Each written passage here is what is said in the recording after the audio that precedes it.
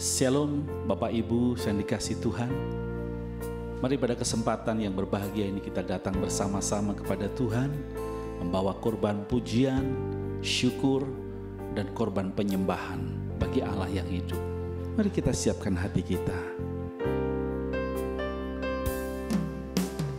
Basuh aku di dalam darah-Mu, anak domba.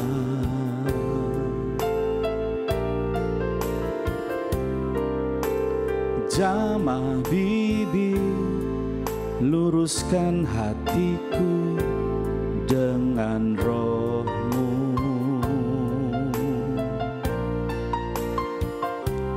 Ku rindu kemuliaan Tuhan, lebih dari segala harta.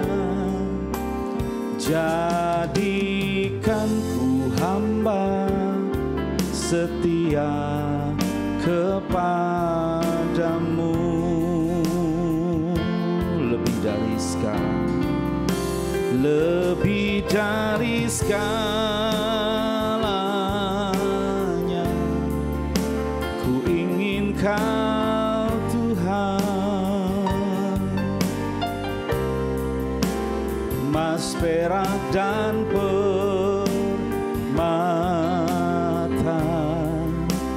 tiada artinya. Ku ingin lebih dekat, bersekutu denganmu.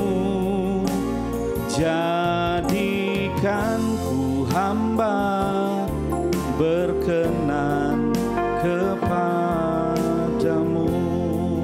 Mari katakan, basuh aku ya Tuhan. Basuh aku di dalam darah-Mu, anak domba.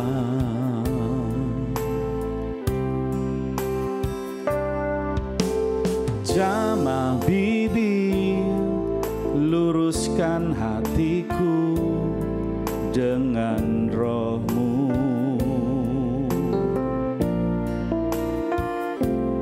Ku rindu kemuliaan Tuhan, lebih dari segala harta. Jadikan ku hamba setia kepadamu,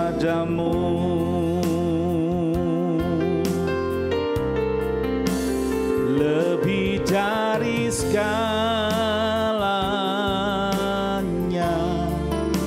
Ku ingin Kau Tuhan, emas, perak, dan permata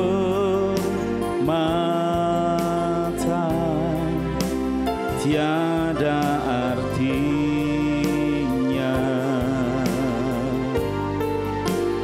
Ku ingin lebih dekat, bersekutu denganmu. Jadikan ku hamba setia kepadamu, lebih dari segalanya, lebih dari segalanya. Ku ingin Kau Tuhan, emas, perak, dan permata tiada artinya.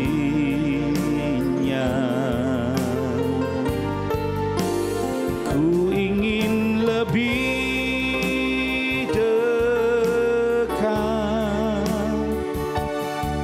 bersekutu denganmu. Jadikan ku hamba setia kepadamu, jadikan ku hamba, jadikan ku hamba setia kepadamu.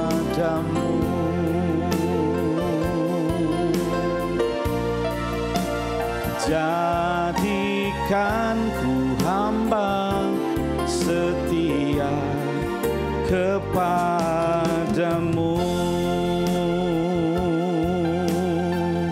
Ini rinduku Tuhan, basuh hidupku dengan darah-Mu, agar ku layak di hadapan-Mu Tuhan, menyatakan kerinduan.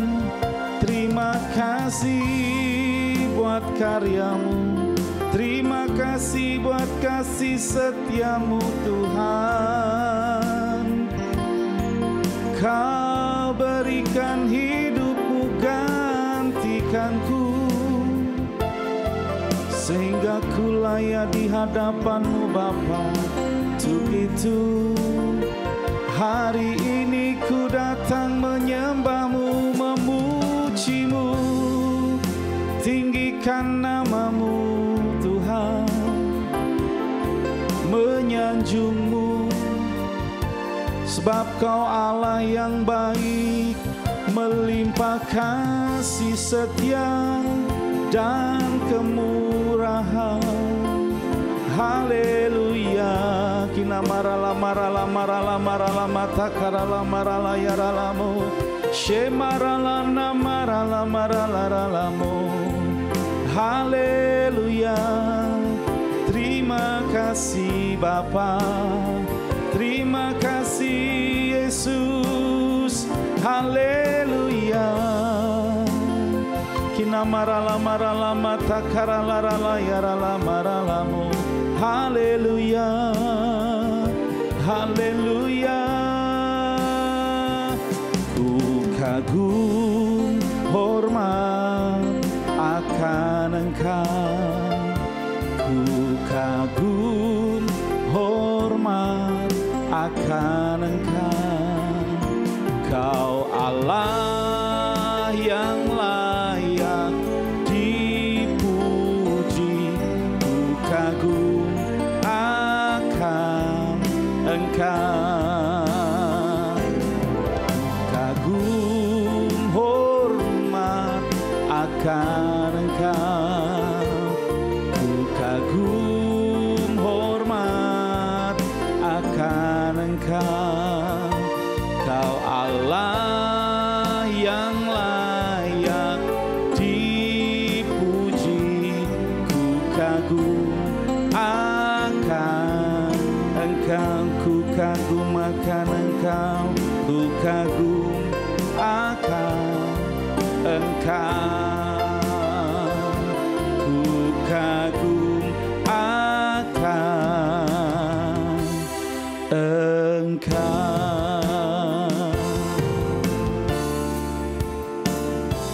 Terima kasih Tuhan, kami kagum hormat akan Engkau, sebab Engkau Allah yang luar biasa yang menyatakan kasih setianya. Pagi ini kami mau belajar akan firman-Mu tentang kesetiaan, jadikan kami umat yang setia kepada Tuhan. Untuk itu Bapa di surga, urapi setiap kami, urapi tanah hati kami, pendengaran kami, sehingga setiap firman yang boleh kami dengar itu memperbaharui hidup kami dan kami semakin disempurnakan. Berikan kami kemampuan bukan hanya mendengar dan merenungkan firman, tapi melakukan firman. Kau juga urapi hamba-Mu yang tidak ada apa-apanya ini Tuhan, kuat kuasa, hikmat marifat dari Allah limpah atas hamba-Mu. Dalam nama Tuhan Yesus, haleluya, amin. Sudah dikasih Tuhan, di bulan Februari ini kita akan belajar mengenai kesetiaan. Karena saya percaya salah satu karakter Tuhan Yesus itu adalah setia. Coba kita lihat 2 Tesalonika 3 ayatnya yang ketiga, dikatakan seperti ini. Tetapi Tuhan adalah setia, Ia akan menguatkan hatimu dan memelihara kamu terhadap yang jahat. Saudara, mengapa kita perlu sekali memiliki kesetiaan dalam hidup kita? Karena tidak mudah untuk mendapatkan orang yang setia. Orang yang pandai banyak, orang yang pintar banyak, tapi orang yang setia susah sekali didapatkan. Hari-hari ini banyak terjadi di sekitar kita. Ya, kita sering mendengar bahwa banyak orang-orang yang di dalam keluarganya karena ketidaksetiaan harus mengalami sebuah perceraian. Bahkan orang-orang yang mengaku sebagai orang Kristen pun juga banyak yang akhirnya harus bercerai karena ketidaksetiaan pasangannya. Kita juga mendengar banyak orang yang tidak setia dalam pekerjaannya, ya, keluar masuk pekerjaan dan sebagainya. Kemudian juga banyak orang karena tidak setia di dalam kedudukannya, dia melakukan korupsi dan mencuri uang dari perusahaan maupun mencuri orang dari instansi di mana dia bekerja. Bahkan juga banyak dari orang-orang yang menyatakan mengikuti Yesus karena beban ekonomi, karena permasalahan kehidupan, mereka tidak setia lagi kepada Tuhan dan akhirnya murtad meninggalkan Tuhan Yesus. Untuk itu saudara, mengapa kesetiaan itu penting? Agar kita beroleh tuntunan daripada Tuhan. Dan saya percaya seperti firman tadi dikatakan bahwa kalau kita setia kepada Tuhan, Tuhan itu akan menguatkan kita dan memelihara kita daripada yang jahat. Saudara, di dalam Amsal 20 ayat yang ke-6 berkata seperti ini. Banyak orang menyebut diri baik hati, tetapi orang yang setia siapakah menemukannya? Saudara, mencari orang yang pintar, berpengalaman, mencari orang yang baik, mencari orang yang mungkin memiliki kerajinan yang luar biasa, itu banyak saudara. Tetapi firman Tuhan katakan, tetapi mencari orang yang setia itu tidaklah mudah. Dan saya percaya ketika kita belajar akan kesetiaan, maka ketika kita melakukan firman Tuhan, kita akan menjadi orang-orang yang setia, yang mudah ditemukan oleh orang-orang yang mencari kesetiaan. Dan hari ini saudara, kita akan belajar dari seorang tokoh dalam Alkitab. Sebenarnya tokoh ini jarang sekali untuk dibahas, ya bahkan dijadikan sebagai contoh. Ya, tapi saya percaya pribadi ini, walaupun dia orang yang mungkin tidak terkenal, tapi dia punya peranan yang besar di dalam pekabaran Injil pada masa rasul-rasul. Siapakah dia? Coba kita lihat bersama-sama. Kita buka di dalam Efesus 6 ayat 21 sampai 24. Efesus 6 ayat 21 sampai 24. Dengan cepat saya akan bacakan bagi saudara. Supaya kamu juga mengetahui keadaan dan hal ihwalku, maka Titikus, saudara kita yang kekasih dan pelayan yang setia di dalam Tuhan, akan memberitahukan semuanya kepada kamu. Dengan maksud inilah ia kusuruh kepadamu, yaitu supaya kamu tahu hal ihwal kami dan supaya ia menghibur hatimu. Damai sejahtera dan kasih dengan iman dari Allah Bapa dan Tuhan Yesus Kristus menyertai sekalian saudara. Karena kasih karunia menyertai semua orang yang mengasihi Tuhan kita Yesus Kristus dengan kasih yang tidak binasa. Hari ini kita akan belajar dari seorang tokoh yang bernama Titikus, saudara. Siapakah Titikus ini, saudara?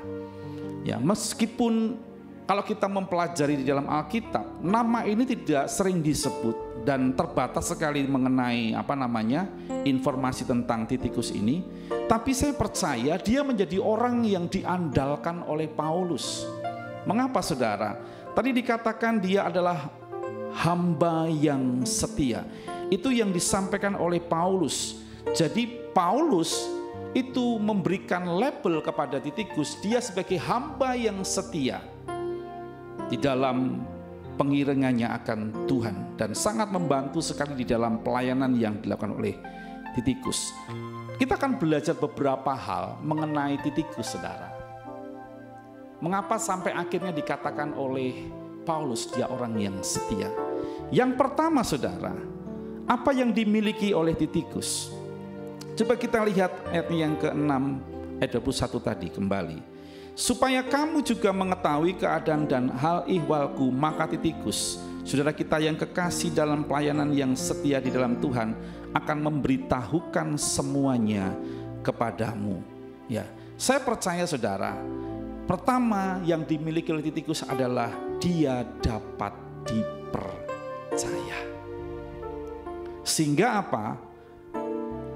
Paulus memberikan mandat kepada Titikus untuk pergi, ya, menyampaikan, memberitahukan mengenai keadaan daripada Paulus, tentang pelayanannya, tentang kasihnya. Dikatakan ia akan memberitahukan semuanya kepadamu. Jadi saya percaya Titikus ini adalah orang yang ketika dia berbicara mengenai Paulus, dia akan ngomong A ya A, B ya B. Semuanya jelas. Apa yang disampaikan oleh Paulus untuk jemaat di Efesus maupun di Kolose, itu seperti dia sampaikan seperti apa yang dikatakan oleh Titikus. Jadi Titikus ini merupakan seseorang yang dipercayai oleh Paulus. Dan kalau kita melihat saudara, arti daripada setia dari bahasa Ibrani-nya itu adalah emunah. Emunah itu adalah dapat dipercaya. Ya, jadi Titikus yang pertama, dia merupakan orang yang dapat dipercaya oleh Paulus. Lalu yang kedua saudara, apa yang dimiliki oleh Titikus sehingga Paulus berkata dia hamba yang setia? Coba kita lihat Efesus 6 ayat 22.